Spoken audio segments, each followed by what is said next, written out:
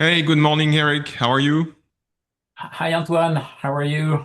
It's Doing well. So Yeah, me too. It's a it beautiful day out there. it's you are in Canada right now. It's morning Yeah, your in time. Calgary. Yeah, it's 8 a.m. in Calgary, so Well, thanks not for too early. joining. Thanks for joining and sharing your experience and expertise and everything you've done in your career. So let's start maybe with who you are, what's your background, and uh, how did you end up working in EOR? Okay, so my name is Eric Delamaide. I'm a reservoir engineer. Been in the business for over 35 years now. And yeah, I was born in France. And I wanted to be an engineer from very little. And then went to the school of mine in Saint-Étienne. And there I didn't really know what I wanted to be. I mean, an engineer, yes, but what kind of engineer, you know? Remember visiting a ball bearing factory, and I thought, oh my God, anything but working in a ball bearing factory. And then I was lucky to find this documentary on drilling offshore in the North Sea. And I thought, wow, you know, that's adventure. That's what I want to do. So was lucky to realize that I could do IFP school as my third year. Instead of my third year of Mine de Saint-Étienne, I could do IFP school. So the school in the Saint-Étienne, they were really nice.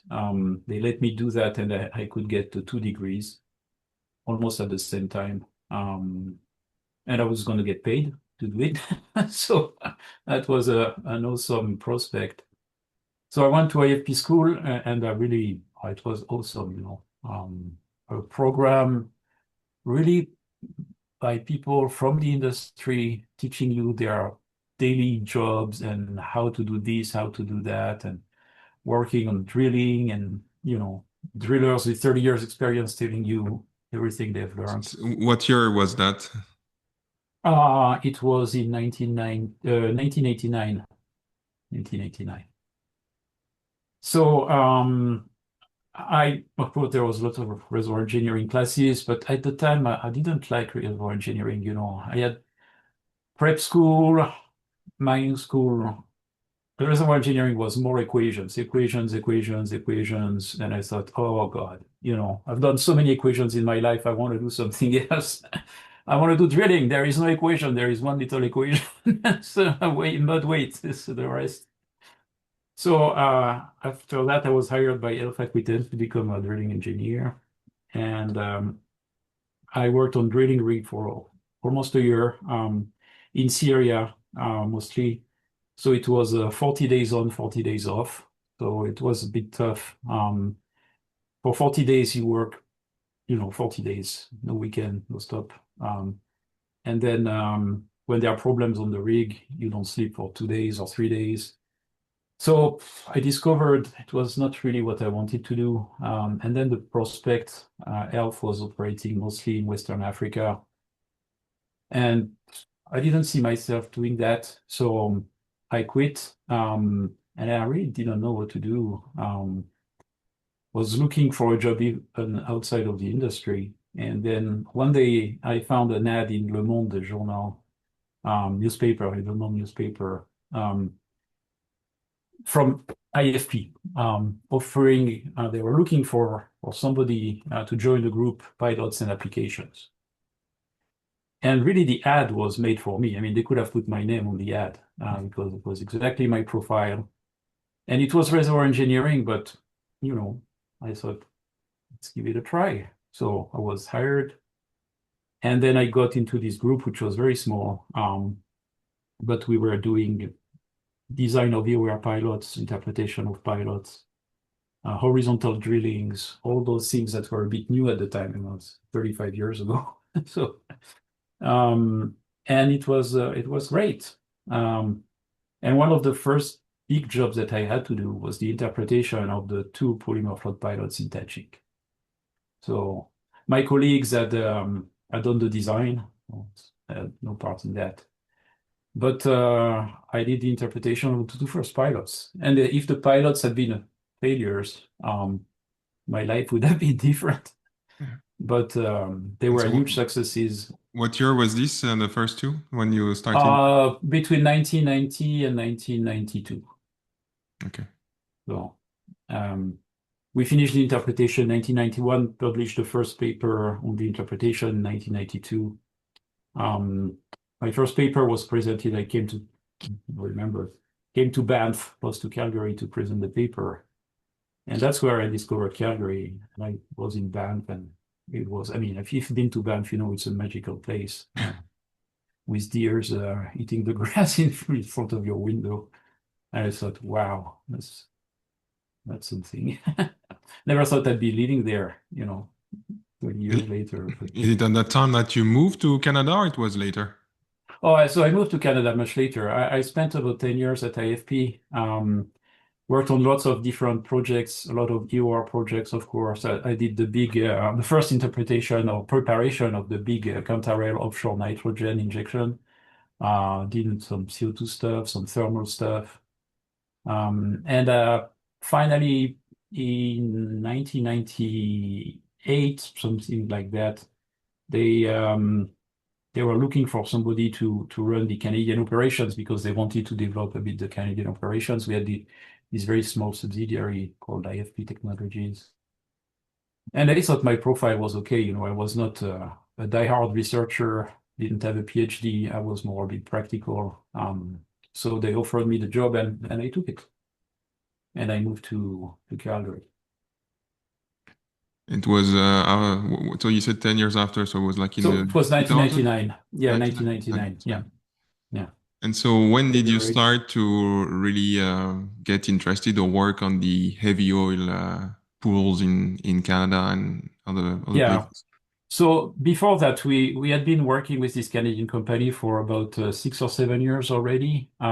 So I had done some small projects looking at heavy oil prospects and things like that.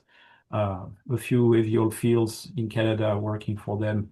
And then, of course, when you're in Canada, heavy oil is everywhere. So I got involved in many different projects looking at SAGD, how to improve SAGD, how to use horizontal drilling more, multilateral drilling, which was the beginning of multilateral drilling at the time in Canada, in the Pelican Lake field in particular. So we'll talk about Pelican Lake later on, of course.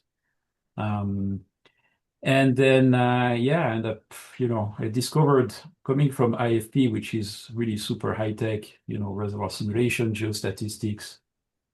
I discovered the Western Canadian environment, which is so much more practical. Uh, Very little reservoir simulation, hands-on. If you can get the 80% solution with 20% of the work, you do it, operate cheap. I mean, cheap operations is one of the things I learned here because, I learned so many things, but at the time, the oil price was like $18 a barrel, and the price for heavy oil was even lower than that. So, when you are doing economics, if you put $25, somebody would say, "Hey, you're crazy. It's gonna, make the economic too positive.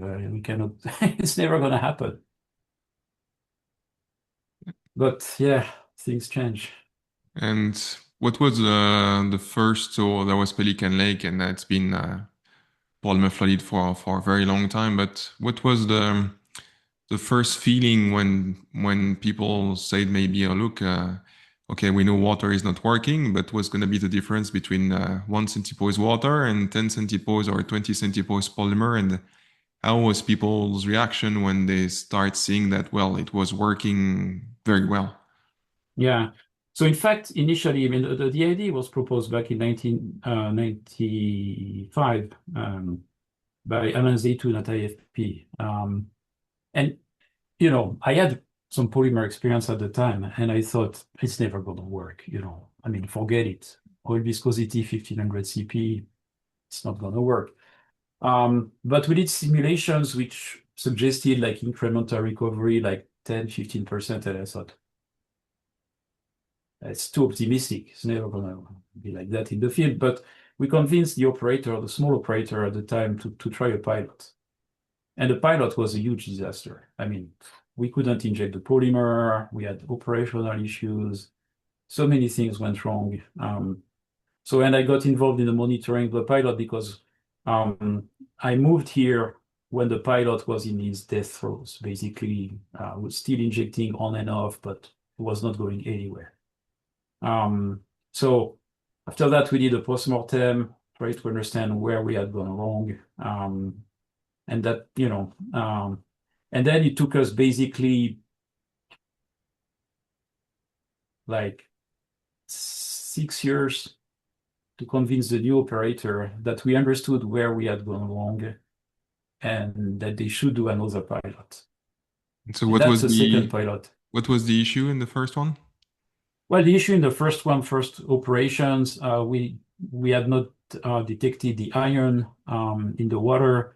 So as soon as we started mixing the polymer with iron and oxygen, the polymer just fell apart. So we jury-rigged something to get rid of the iron, and then we didn't install filters properly on the injection pump, so we were injecting all kinds of junk. So we plugged the well, basically. And then we were trying to inject really high viscosity, 100 CP. The wells couldn't take that. So we went back, did some history matching, realized all that I've told you. And then we realized, no, okay, that's not the way to go. Main thing, we should reduce the injection viscosity. And then, of course, avoid the operational issues. And then it will work.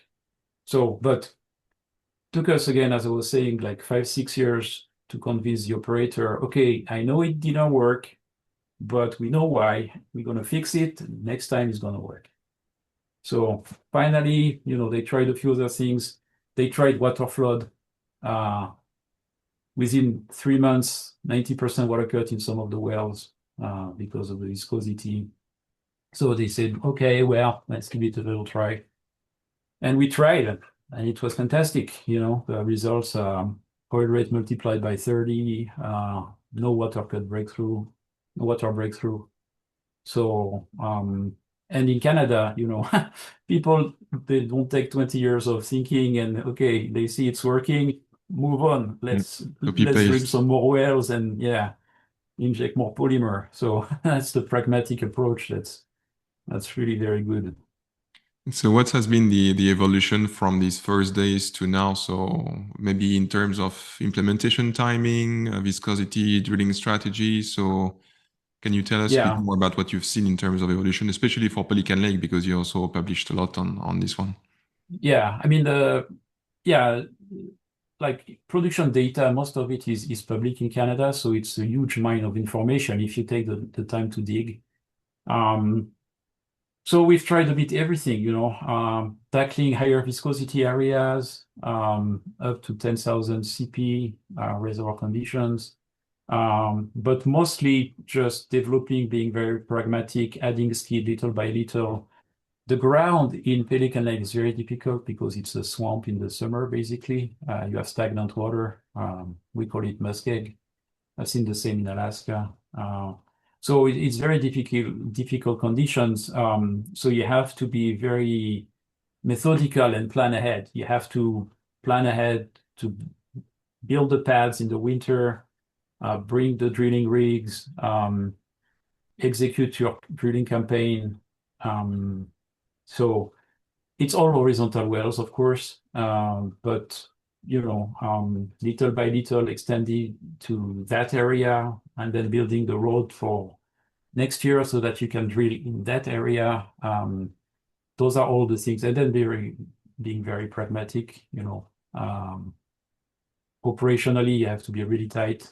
The wells will behave differently. But again, we found that keeping on the low side of viscosity, no need to inject really high viscosity. We don't need that.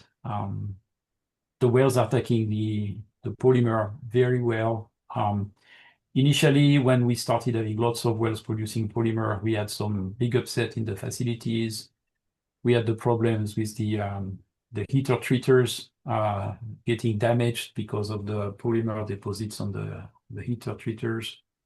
But the Canadians, they, operations, they know their stuff and they solved that and moved on, bought skids and expanded.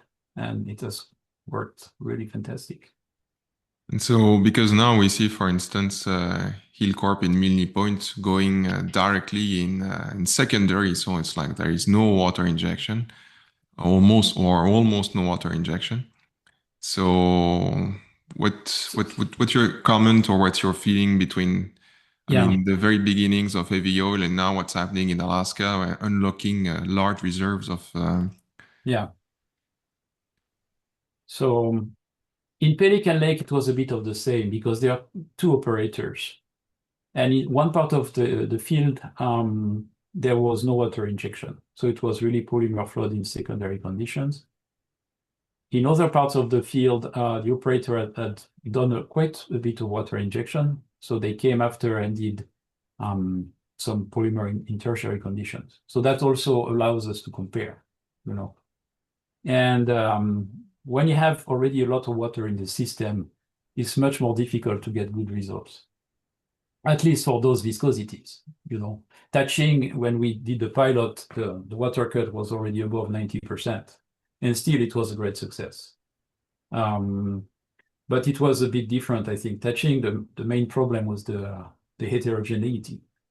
So 90% water cut, it was due to the high permeability channels, and the role of the polymer was to improve the mobility, but also to add as a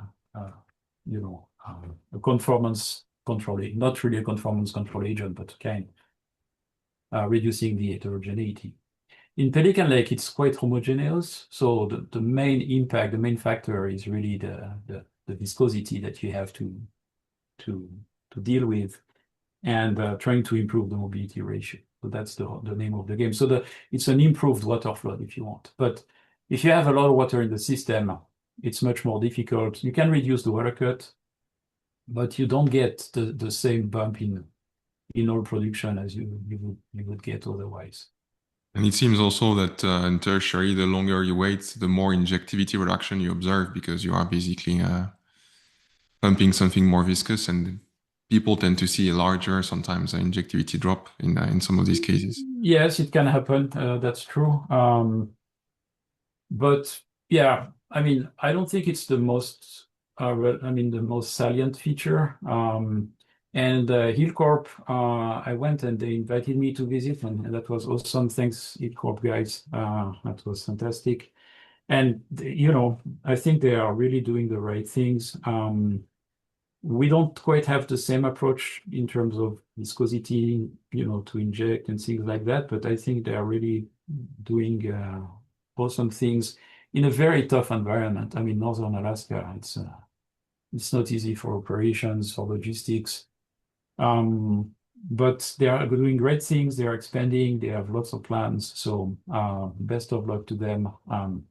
I think that's one of the most awesome things that we've seen in the recent years, because for so many years, there were many polymer floods in Canada and nothing in the US. I mean, there had been all pilots in the 80s, but nothing. And heavy oil is heavy oil, whether you're waving a Canadian flag or a US flag, it's still the same heavy oil. So there is no reason why it shouldn't work well in Alaska when it's working so well in Alberta. It's also a question I had. I was asking myself, and why do you think it was the case in the US that there were not so many recent chemical EOR? I mean, they are fond of CO2 injection and thermal recoveries, Yes, but yes, yes. Well, I think it was a combination of different factors. Steam injection in California, where they have most of their heavy oil, was going great. In the Permian Basin, they do CO2 injection is going great as well. And then they had done, in the 80s, they had done hundreds, literally hundreds of polymer flood pilots, and most of them were failures. And the reason being that there were some governmental incentives to inject polymer. You would get some tax benefits and stuff like that. So people were injecting polymer everywhere, Whatever the permeability, even 1 millidarcy, inject polymer, you're going to get a tax break. So chemically, we really had a bad name because so many failures. So the mood was, well, it doesn't work, too expensive, doesn't work. There had been some alkaline surfactant floodings, a few projects as well. I mean, quite a few projects in the US, but a lot of them were extremely expensive.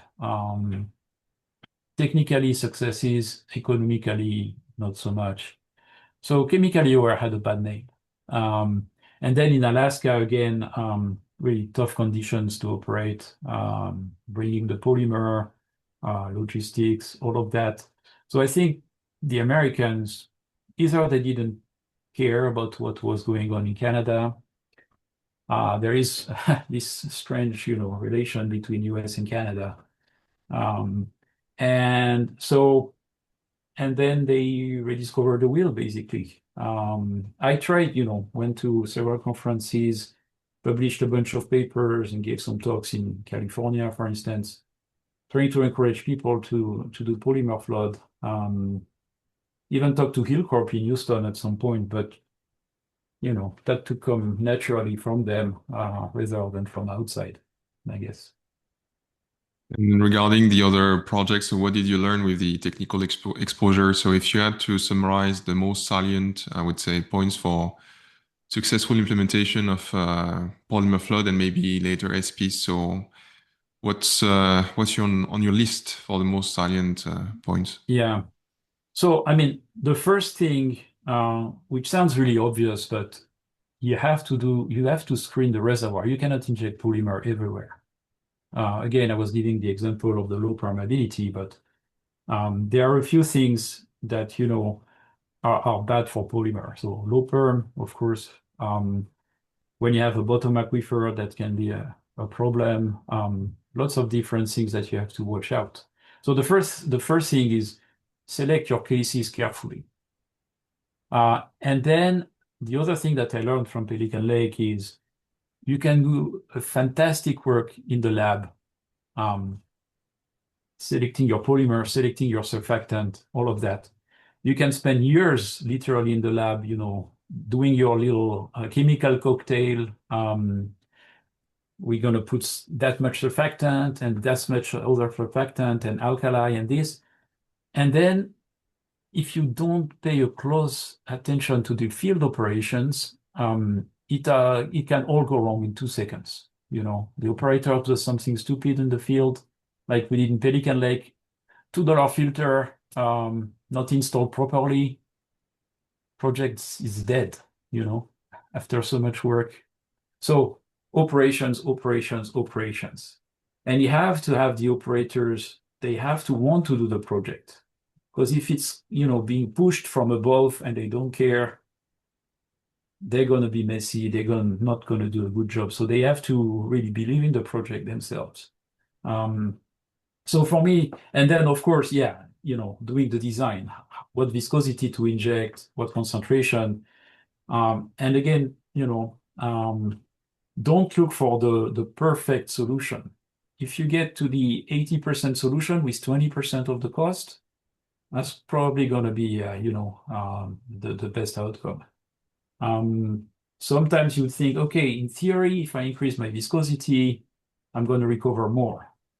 Yeah, but is it worth it on the economics? You're going to lose injectivity, more problem with the logistics, more problem. I mean, polymer is going to be more expensive. So it's a balance. You have to find the right balance. So that's the difficulty, finding the balance, because you cannot go too much this way or too much this way. You have to find the good compromise in the middle. And so pilot help, probably also a well-designed pilot or a couple of pilots to try to test maybe Yes, these limits and these things. yes, exactly. Yes, field piloting, very important. Because we realize, I mean, we always think we knew the geology, but we don't.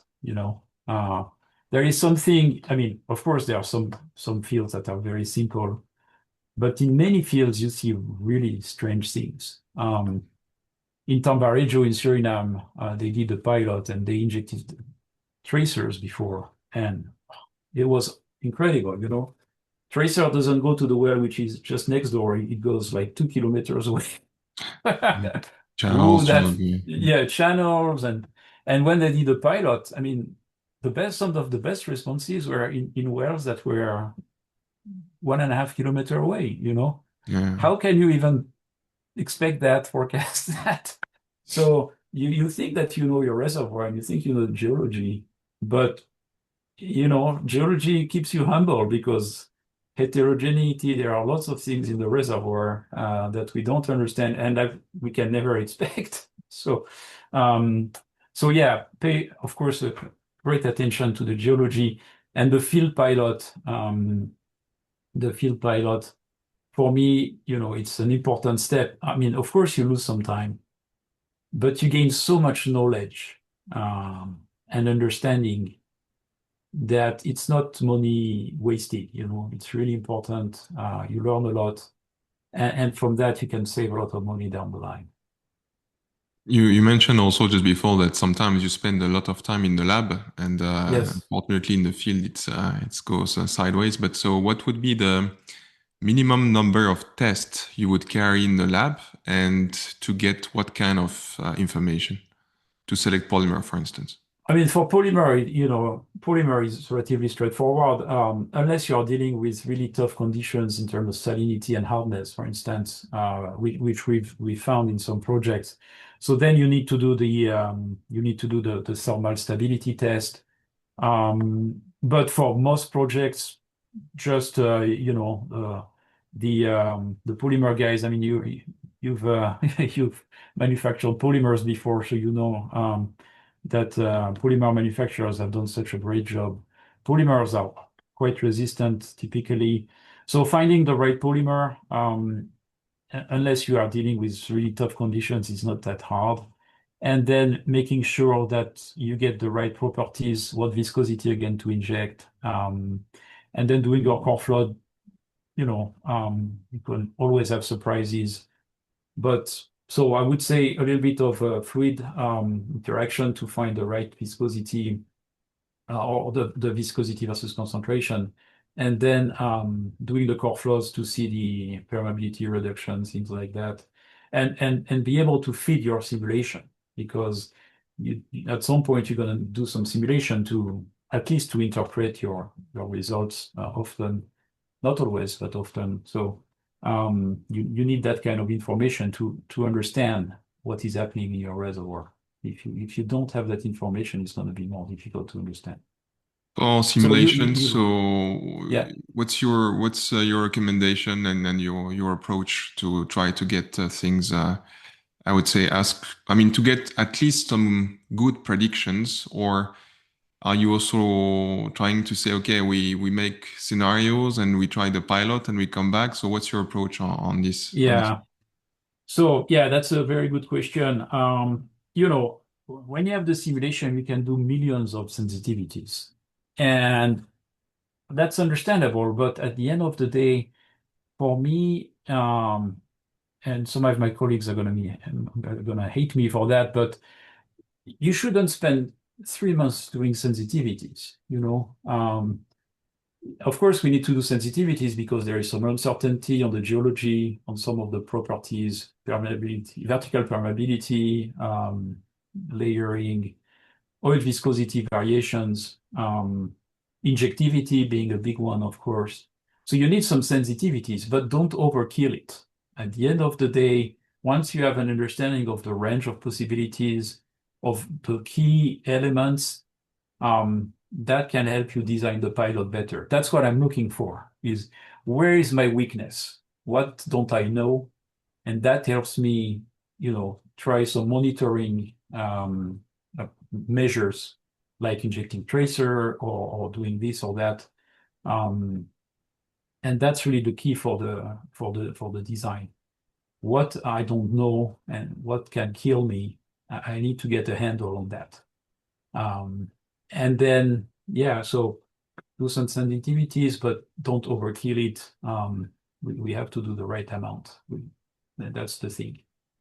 And And then, you've yeah, published, because just to elaborate on this one, you've published also a paper about the analytical solutions to try to predict injectivity. So why that? And is it because basically you've seen operators or people having issues with 3D simulation that could kill projects? So what was the reason behind going back to something, I would say, simpler? Yes, yes, yes. Yeah.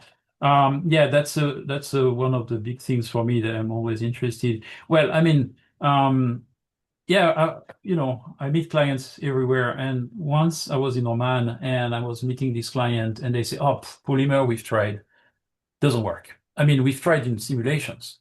So I Uh, say, why? And they say, oh, we can't inject the polymer. And I'm like, no, but our simulations are wrong because I know we can inject the polymer. So and so I explained to them why their simulations are wrong. And basically, the simulations don't take into account, they are, big cells, 50 meters by 50 meters. They don't, they don't mimic or they don't represent what is going on in the well with the shear thinning effect of the polymer and things like that. So, um, and then I was reading this, I read thousands of papers. That's one of my big things. But I was reading this paper by on the Captain Pilot, field pilot by Chevron in the North Sea, and they matched the injection pressure of the well, not with the reservoir simulations, but they say they used the this equation that had been developed by Lake, and so I said, "Wow, I mean, it's awesome!" They matched the injection pressure like crazy. So I said, I have to try this." So I try this on a case completely different, and it works. And I'm like, wow. I was surprised. So I tried it on another case, and it works again. So, and I'm like, it's not possible. I tried on other cases, taking papers published in literature, giving the injection pressure, injection rate, trying it, and it works in not every case, but in many cases. So I thought, this is crazy. And I didn't try the equations. It's in the Lake paper, it's in the Green and Willhite book on okay. EOR. So I didn't write the equations. Much more clever people than me wrote the equations. I just programmed them in Excel and they work. So I thought, yeah, people need to know that. And that's why I wrote the paper. Because, if you can, with simple tools, get some knowledge and be more pragmatic and be able to forecast things just with simple tools, why wouldn't you do it? Right? So, yeah, and I think reservoir simulations, of course, they can predict polymer injectivity, but it's much more complicated. You have to do very fine local grid refinement or use radial models. So in a big, full field model, your injectivity is not going to be well represented, and you're going to damage yourself because you're going to say like the people in Oman, And I'm did not you going to have be other able to inject examples it. like a man where people say, because I have on my side, but did you have other cases in where people say, look, we don't do polymer because simulation says we can't? Yes, that's right. Yeah, I've had so many times client telling me that, and so I don't even remember where. But and my answer is always, yeah, no, I know because the simulations are wrong. So, I mean, we have some injectivity problems in some fields. It's true, we cannot deny it, but it's not the rule. It's a few out of dozens of cases where you have problems. So. Um, And I so think also, yeah, I think also what I've seen, the problem I saw with simulations is basically the moment where you have the injectivity drop in simulation, which is at the very start. Because in some cases, you can expect after some time, if you mobilize an oil bank, to have the injectivity change in the rest. But the issue I see very often with simulation is the second you start yes, polymer keyword, it goes, the BHP goes to the roof, and then the injection yeah, rate is decreased. And yeah, so it's, yeah, I mean, sometimes you can expect some change in injectivity because, well, of it's more course, viscous and the rest. But yeah, yeah, simulation is this beginning. At the beginning, I think has been also the concern. yes, you're right. Yes, yeah, you should expect some injectivity reduction, but if you inject 30 or 50 CP You're not going to divide your injectivity by 50. That's what people think, right? Water viscosity 1, polymer 50, so you're going to lose, almost 100% of your injectivity. And it's not true. It's not what we see in the field. So don't be scared by those numbers. And when you look at all these projects, so what has been you mentioned Pelican Lake at the beginning, but maybe another one about the most challenging case or the biggest problem you faced, and if there were any solution or something specific to address what you experienced either in the design, in a pilot, or anything else, if you can share. Yeah, I mean, I think, well, I mean, I talked about Tambarejo, the pilot. I didn't design the pilot there, but I was brought in to try and understand what was going on. And this is a very, very, very heterogeneous reservoir. Permeability up to 20 Darcy, even more. The tracer breaking through where you don't expect it to break through. Bottom water. So it was a complex problem, complex field. But I think eventually now they are in the expansion phase, and I think they are doing well. And then the projects in Argentina and Colombia as well are really difficult. Multi-layers, you've Mm. seen those kinds of reservoir, multi-layers. This is tough. Where to inject the polymer? The polymer is going here and not there, and why? And those are very complex reservoirs. Modeling them is very difficult to get a good handle on the geology, on the heterogeneity. So those fields are really difficult. So for me, for poly, that was not the most complex field I've ever worked on. But those cases, the multi layers, those are very difficult to deal with because what viscosity to inject is a big question. If I think the more heterogeneous, the higher the viscosity you should use, of course. But it's not a straight answer. You have to be, again, mindful about the balance between injectivity and improving the vertical sweep, improving the mobility ratio. So those are when you really struggle saying, where am I going? Do I increase the viscosity with the drawbacks it has? And then eventually, the polymer is going to end up in the facilities. It's going to cause me trouble. This is where really the head scratchers. If you give me a heavy oil field, one layer, you don't have to think twice, it's easy. But those multi-layers, they are very challenging.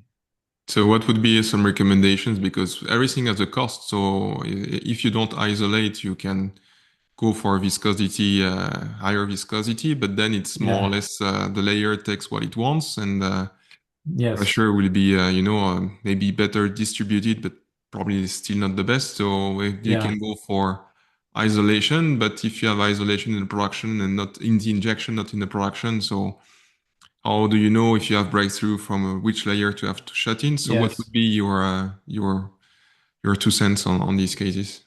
Well, I mean, of course, if you have if the layers are really isolated from each other, the best way, if you can afford it, because then it's a question of economics, is inject polymer only in one layer, and use several wells, or come back later on, isolate the first layer, perforate in another place, and inject polymer in another place. Of course, breakthrough is going to be complicated, but if you inject only in one layer, it's going to come out from one layer as well. So, and then you can do some production logging, some saturation logging, things like that. That's the best, but it's not always the most economic. So if it's not economic, that's when the problems rises. Should I perforate in 2 layers? Yeah, of course. I'm going to need less wells. It's going to be faster. On the other hand, even though we inject polymer and even though we inject infinite viscosity, the movement of fluids in the reservoir is going to be controlled by the heterogeneity between the layers. So if you have one layer which is really 100 times more permeable than the other one, even with polymer, you're not going to be able to make it perfect. So those are all the questions I think we have to ask ourselves when we tackle those cases. And you know, there is no perfect answer. If you ask 3 engineers, you'd get 3 answers, and they will all be valid. Um, so, but you know, I try to go back on my principles to try and keep the viscosity on the lower side if I can.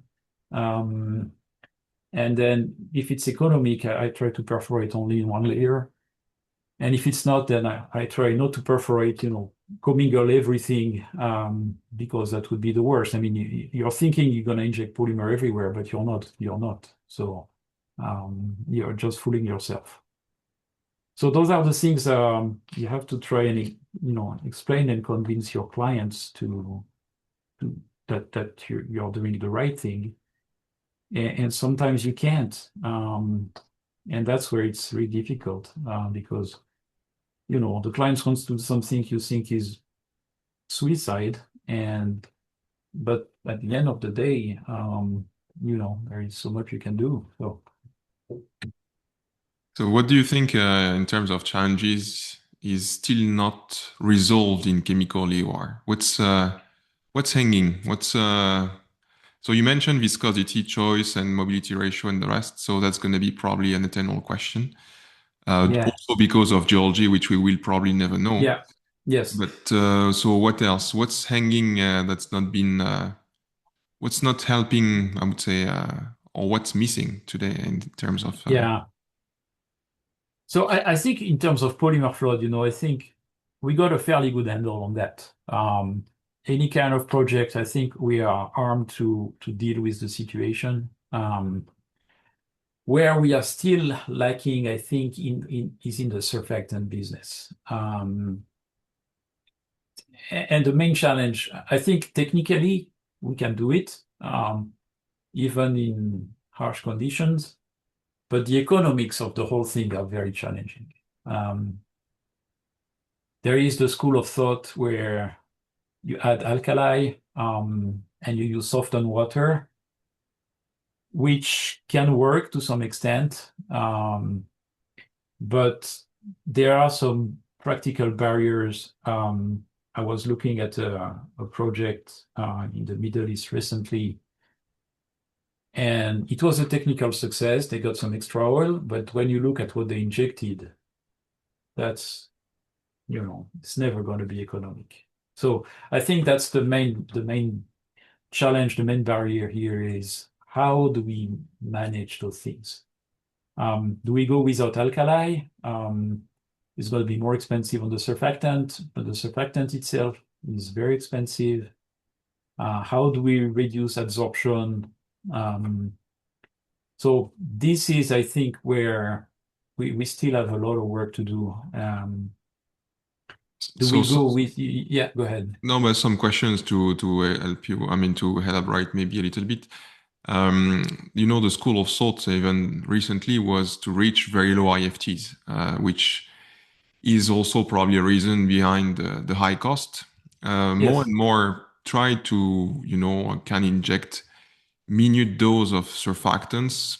So it's probably a compromise. So what's your view on this? And is it the only reason for the economic problem? And second is if you look at what has happened in India, for instance, when they do ASP after P. So is it a way to kind of solve a little bit the retention of the chemicals, but at the same time you spend more to recover less oil? So two questions here, if you can give your Yeah. insight. So first of all, doing ASP after P, I think is a good idea because when you do your polymer flood, you already tackle most of the capital expenditures, you know, the flow lines, the polymer mixing, and then you learn a lot about your reservoir as well. So, you know, I don't think it's a bad idea to start with the polymer. And then if you don't know what polymer alone is giving you, you will never know whether what you're getting comes from the surfactant or from the polymer. You know, we've had some cases in Canada, for instance, They inject water and then they go to ASP directly. Okay, but it's a heavy oil. If I injected polymer alone, wouldn't I get the same thing? So how do you justify the AS when you don't even know what the P itself is going to give you? So for me, so doing polymer flood first, good idea, and then you do your ASP. And then what you're saying on trying to achieve the lowest interfacial tension is right. If you spend too much trying to achieve that, maybe you can deal with something less proficient, which will give you a higher interfacial tension, but still low enough to recover some extra oil. Um, and if it's cheaper, you need less chemicals, then I'm all for it. So again, I think we have to find the right balance. Reservoir engineering is often finding the balance, right? Because we can go to the things that too simple doesn't work, or the things that is very complicated, but it's so complicated, either it's not going to work or it's going to be not economic. So we have to find the middle ground. So yeah, I think that's the thing that we have to understand. But it's difficult because those projects are very expensive, and so you don't have a lot of margin for failure. And then typically, if you fail once, it can take 5, 10 years before you try again. Because I've seen that in the US, one of the first SP project I worked on. Um, the polymer, the surfactant vendors had done not such a good job. And then the pilot failed. Um, I did the interpretation and I realized that the design was wrong in the first place. And it wasn't, and then since then, it's never been done again. I mean, maybe if they had done it differently, it would have worked, but there is not a lot of place for failure. If you fail once, we were lucky in Pelican Lake, we're able to recover and move on. But in many cases, if you fail, it's game over. So, and sometimes it's game over for the whole company. Now in the company, chemically where they spend so much time, so much money on it, now it's a bad word. So don't tell me about chemically where ever again as the manager position. You mentioned the remaining challenges with surfactant in the economics. Do you see a breakthrough or something that might help to make it fly, I would say? Well, I mean, my colleagues have worked on surfactant coming from natural sources, for instance. Those, I'm not going to say the word. I want to do some publicity here, but could be one way. That's interesting. Finding other types of alkali. Sodium metaborate has been proposed, but it's too expensive, so I think it's not going to work. There were cheaper, maybe alkali that work, but they work in very favorable conditions, like in Marmul, where Methanolamine. methanolamine, where the salinity and the hardness are very, very low. And maybe it is true that you cannot inject surfactant and alkali, or at least surfactant in every field. Maybe it's only a small portion of the reservoir worldwide where we could use those products, and we should never try them in other cases. And maybe we've been too ambitious, trying them in cases where we should know from the beginning that it's not going to be working practically because it's too complicated, it's too challenging. So just move on and find a better case. But it's tough to adopt this attitude, and sometimes to convince the client that you're better served by not doing it than by doing it, because that's not the answer that the client expects from you. They expect you to tell them how to do it, not tell them don't do it. So that's the challenges, right? Any other you think is hanging technical problem in chemical EOR, generally speaking? Uh, I mean, yeah. Yeah, I mean, one of the things that I'm interested in is because I still, even after so many polymer flood pilots, I don't know how many I've done in heavy oil in particular, I'm still not 100% sure why it's working so well. So I'm trying to understand why it's working so well. How can you have an oil which is 2000 CP and you're injecting 20 CP or 25, and you manage to recover 50% of the oil in place. And if you take into account the mobile oil, you may be recovering 60 or 70% of the oil in place. So how come you're getting such a good response? It's amazing when you think about it. So I think we don't understand everything there, and that's one of the things that I'm really interested in because I think for me that's one of the big mysteries. So we have some potential explanations. I'm working with some very clever people on that. But if one day we find out the solution for sure, or the answer for sure, then that will be something big crossed off my list. And that's one of the big things. Well, that's hopefully it will be soon, and we can combine all forces to spread the word because it will help Yes. a lot of people around the planet.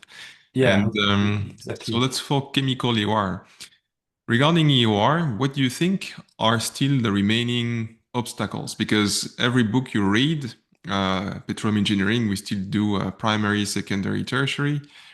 Very often tertiary is EOR, unfortunately, even if the old books like Green and Relight or Lake, they say that, well, tertiary is tertiary, but you can do a viscous water in secondary. People do steam in secondary because you can't do anything else. Yeah.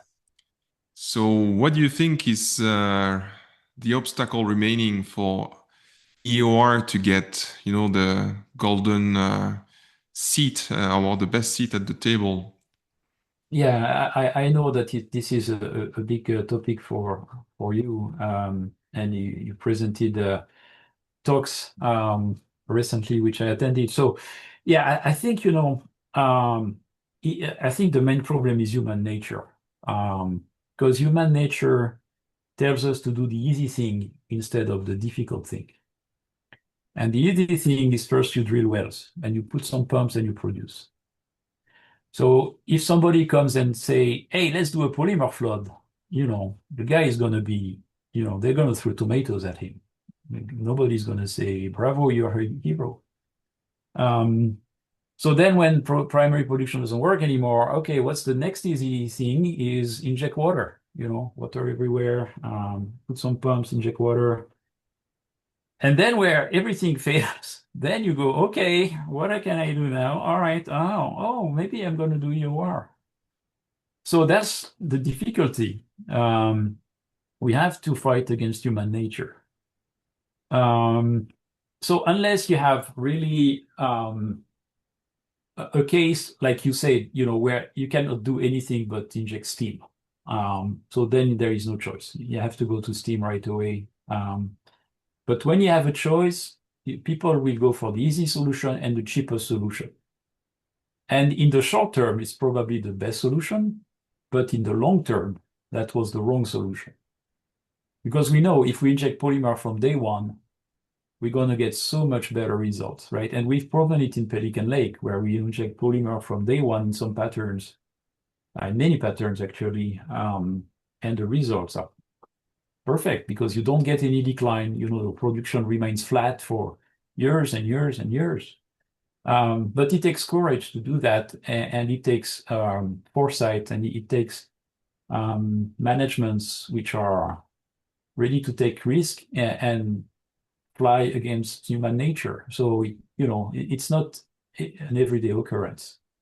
Well, I mean, at least that's my take on it. I know you have thought about those things a lot as well. So No, but you've been in the industry for a very long time, and you know you are when we discussed this before, like it's going up and down and up and down and up and down. It disappears, it comes back. So it feels like we are I don't know if it's also not learning very well or not reading to enough because you see you read a lot, and I think it's really what's helpful to not to reinvent the wheel because sometimes we tend to reinvent the wheel. Oh yes, oh yes, And it feels like, yeah, you are when you read the old papers and the old books. I mean, everything was already there almost, yeah, especially for simple viscous, water flood. And so, yeah, it's you mentioned human nature. It's yeah, it's a mystery. How come everything has been written 10 times by 10 different peoples over 10 different decades? And yeah, we come back to the same conclusions after, yeah, yeah. starting again. But I think people have very short memories, they have very short memories. So they remember what happened 2 years ago. And then there is the rumor which says, oh, chemical EOR is not economic. Um, at some point, I was promoting foam injection, for instance. And people have so many preconceived ideas about foam. Oh, foam doesn't work. Oh, foam, when it touches oil, it disappears. So it's never going to work. But so that's, you have to fight against those prejudices.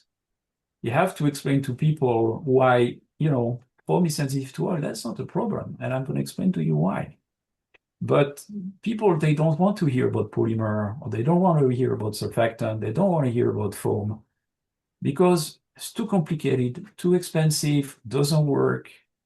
It's not economic. They have all those reasons, but they have really never looked at the problem. They just wave it off. They don't want to think about it. And if they really took the time to talk to people to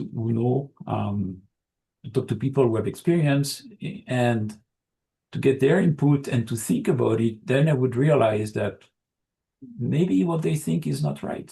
Um, So, but again, human nature, and then people are driven by, big companies, you've got your quarter, you need to make your numbers. So taking the big risk on EOR, it's going to take some time, big capital upfront, and you're going to see the response in 2 years. Easier to go drill a well, turn on the well, you've got production right away. So it's tough to fight against that. Um, But it's fun because I will just mention what you said, like the time it takes sometimes to get a EOR response. But sometimes when you look at what's different, but you look at the offshore developments and the time between discovery and first oil, yes, you're you know, right. it's still not 2 years. We're not there yet. So Yes, you're even the right. Yeah, timing is a strange argument against EOR, I think. yeah. You're right. Yeah, that's a very good comment, and I fully agree. I think people understand that offshore is a different game.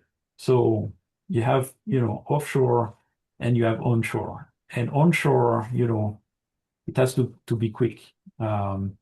Offshore, when you go into the offshore game, you know where you're going originally, You're Mm. going for the big elephant.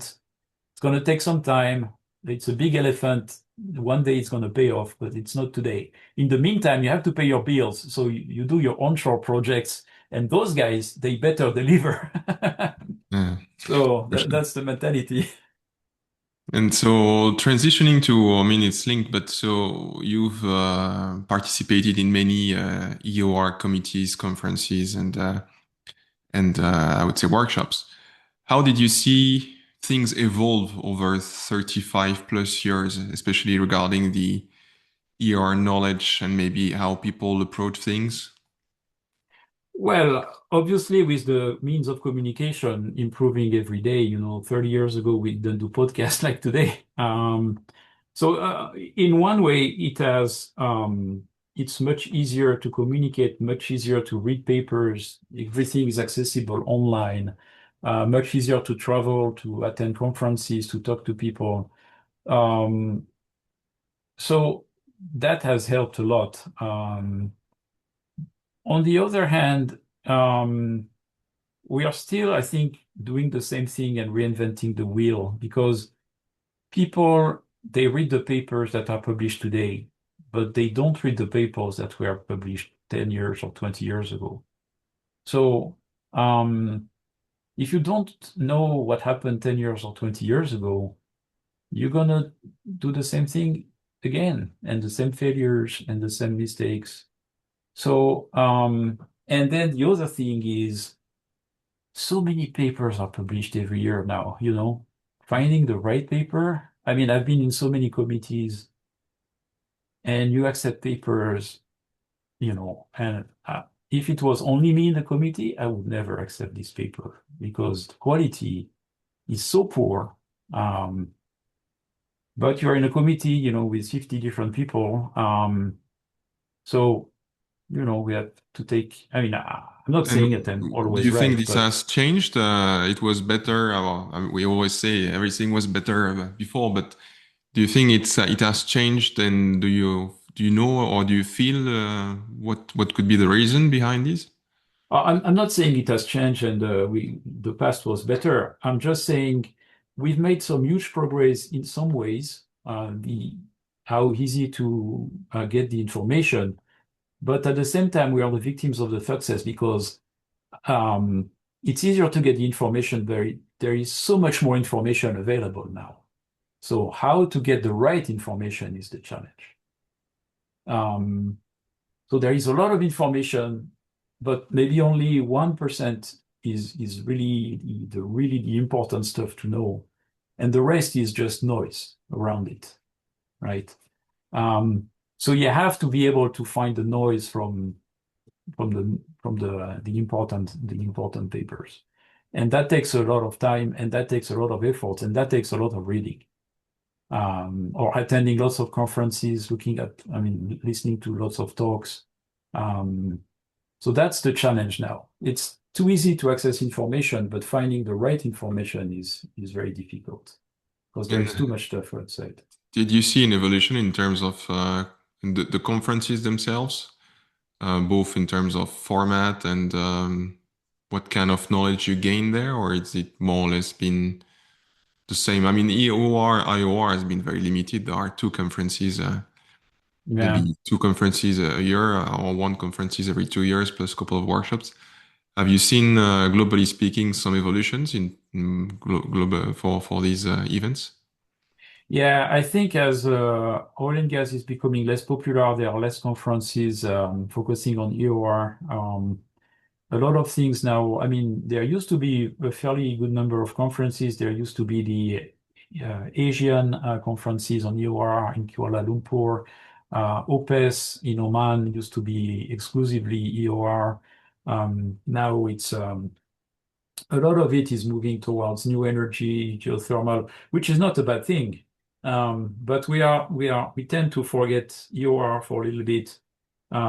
It's getting out of fashion, which in my opinion is a big mistake because um, in 20 years when we are left only with old fields, the only thing we'll have left is we'll have to deal with these fields and we need EOR to help us deal with those fields. So I think EOR has a bright future, but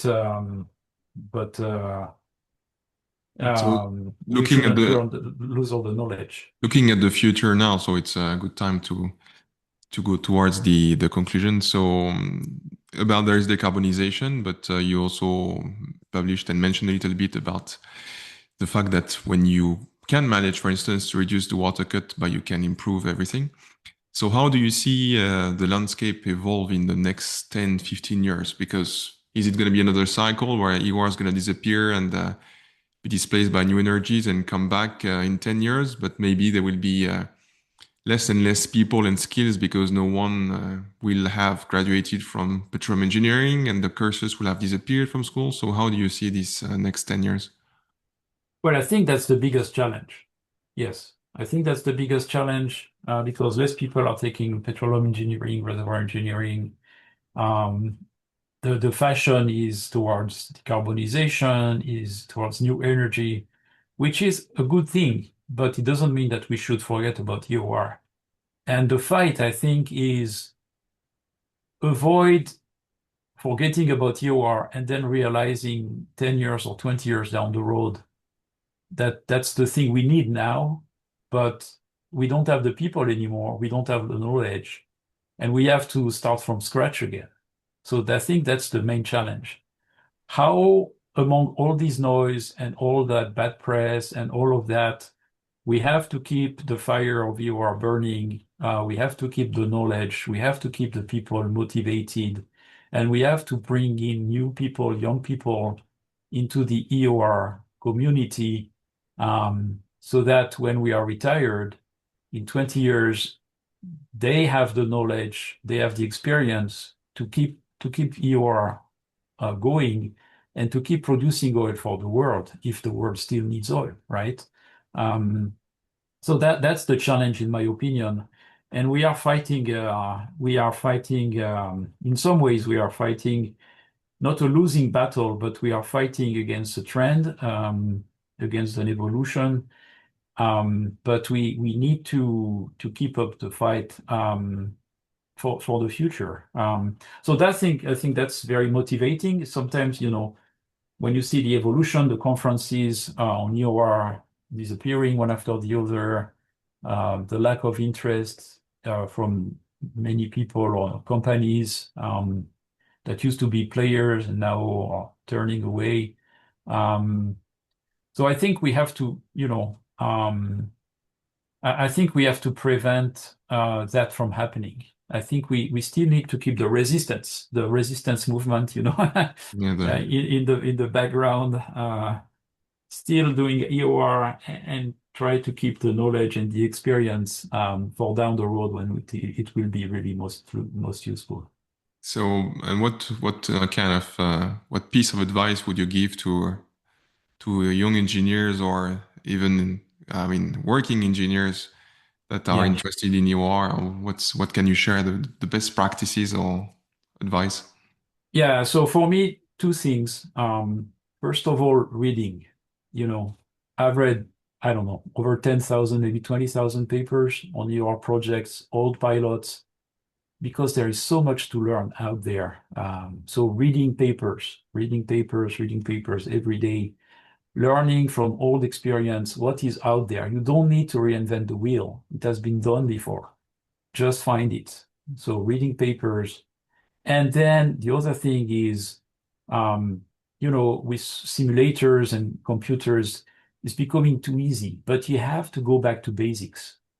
You have, to take the books and do the equations and work the equations with Excel spreadsheets. I mean, that's what I do, right? And I'm a big fan of that because you can really play with the data and understand what the reservoir is doing and how and why. And, simulators are great and they bring lots of stuff, but you have to understand the basics of the physics and why the reservoir is behaving that way. And in order to do that, you don't need complex simulators. You can do lots of stuff with just an Excel spreadsheet, programming an equation, changing one parameter to see what impact it has on the outcome. So those are the things, because now lots of engineers, they are all about artificial intelligence and this and that, and they forget the basics. The basics is reservoir engineering, physics, and we shouldn't forget about that. If you forget about that, I don't know what's going to happen. But so for me, those were, and of course there is the networking and all of that. But I think on a technical standpoint, is really reading lots of papers to benefit from the learnings of old, and then getting your hands dirty with the equations and the mathematics and all of that, right? Good old Excel files. Yes, yeah. I've done lots of pilots interpretation doing Excel. I mean, because like Tambarejo in Suriname, I mean, you can try to do a reservoir simulator. It will take you 5 years, and it's going to be wrong at the end. I mean, they have built so many different models. It's too complicated. But with an Excel spreadsheet, you get so many answers already.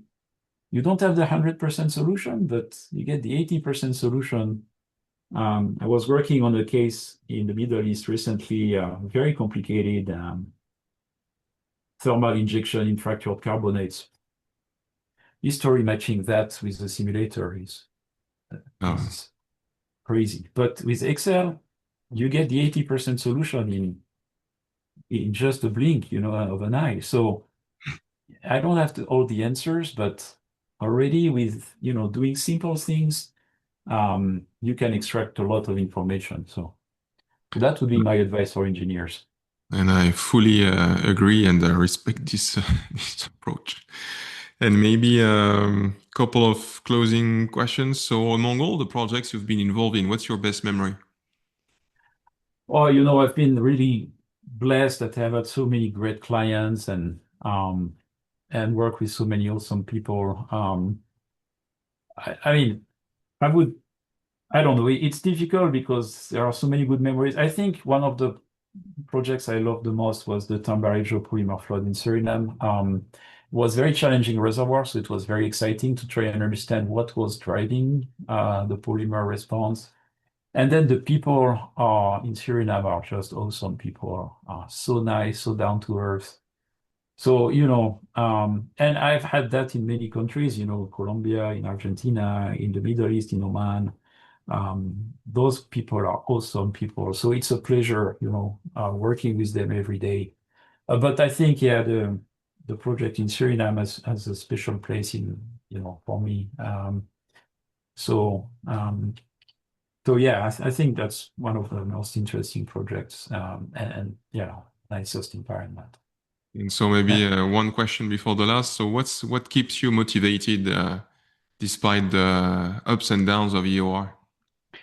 Well, I mean, as you can see, I still have lots of passion for the job.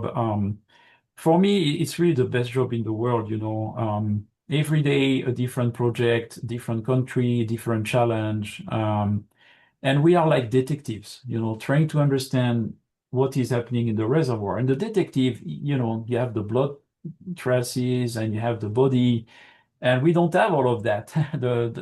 We cannot look at the crime scene. It's 3,000 meters in The the black box. ground. Yeah, it's a black box. So all we have is what's happening in the surface, what we can learn from that, from the few measurements, data points, in the reservoir, the log, and the injection data. So it's very intellectually very challenging to try and understand. And I'm always happy. I'm doing the interpretation of a foam pilot these days and trying to understand, okay, there is this weird response that's really not what you expect. Why is it happening? So this is the challenge. That's what keeps me motivated, facing new technical questions every day. And then, yeah, trying to speak for EOR to try to keep the flame burning, as I was saying, that's very motivating, and trying to motivate young people as well to keep entering the field, even if it's not so easy. Maybe a couple of last few words. Anything I missed or we missed in this discussion that you'd like to share? Oh, I mean, I think we covered lots of grounds. Yeah, I think really I wanted to thank you for that because I think it was a very interesting discussion. I mean, for me. And yeah, it made me think about all the good times, all the good memories you had, all the fantastic clients. When I see now we work in teams with people from everywhere, Middle East, Latin America, Europe, Africa, and that's fantastic. I mean, in how many industries do you have opportunity to meet so many different people from so many different backgrounds? But at the end of the day, they're all working together for the same goal. So that's one of the things, that makes me wake up at 4 in the morning, get up to work and be happy about it because I know I'm going to have to deal with interesting problems and with fantastic people. So that's what really keep me, loving the job and being motivated. So that's all I wanted to say. Thank you very much, Eric, for sharing all this and everything you've done in this space, and hopefully more to come with the challenges remaining and the rest. And well, I wish you an amazing day in Canada, and hopefully maybe more content to come and more papers and more knowledge to be shared. So thank you very much, Eric. Thank you. Thanks, Antoine, for the opportunity. That was a great idea, and I really enjoyed it. Thank you, and have a Thank good day you. in France. Thank you. Bye bye, Eric. Bye.